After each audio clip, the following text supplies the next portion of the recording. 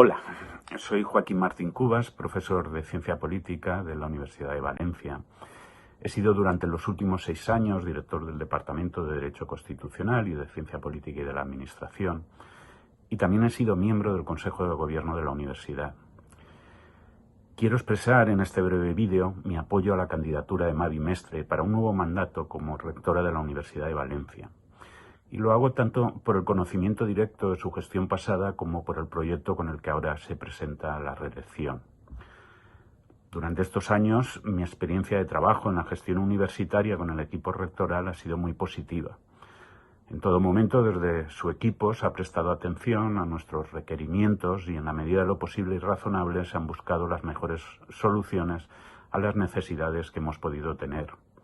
Quiero expresar en ese sentido y especialmente mi agradecimiento al apoyo prestado a fin de consolidar el área a la que pertenezco, la de Ciencia Política y de la Administración, un área de reciente creación, pero con una gran proyección estratégica para los intereses de la Universidad de Valencia y de la sociedad valenciana.